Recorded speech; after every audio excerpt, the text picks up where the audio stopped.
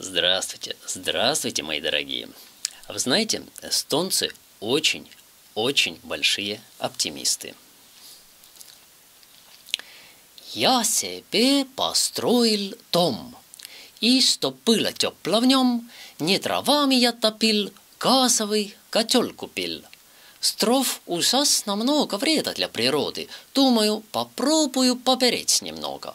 Экология у нас очень модна. Средний класс ради экологии очень верит в мифологию.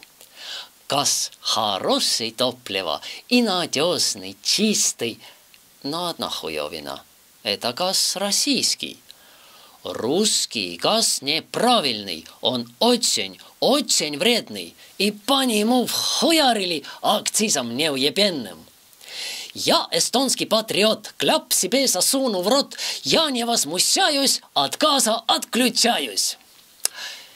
Я себе купил насос, очень тепловой.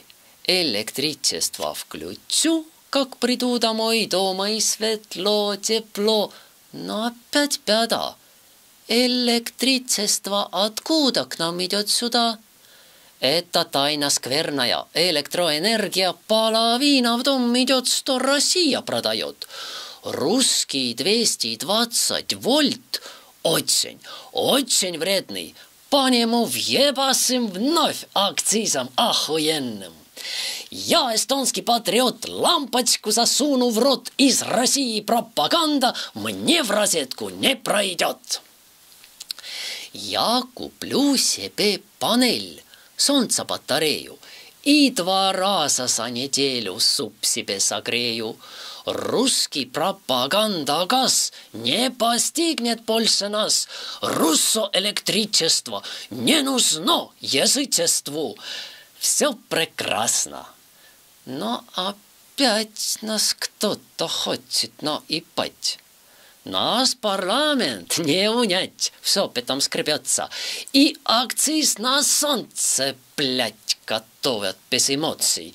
Ведь опаснейшая хрень – это ваше солнце. Из России каждый день к нам оно припрется. Мы не будем возмущаться. Нам правительство дано, чтоб с Россией воеваться мы могли еще лет 100. А когда-нибудь потом все равно мы все умрем. Поскольку эстонские политики, особенно сейчас перед выборами, они не обладают ни чувством юмора, не понимают сарказма, то специально для них. Суть сей басни такова. Как не трахай петуха в жопу или в рот, он яйца не снесет. Хоть на все акциз введите, вы себя не наебите. Население разбежится. Как вы будете кормиться? Вот как-то так. Пока-пока.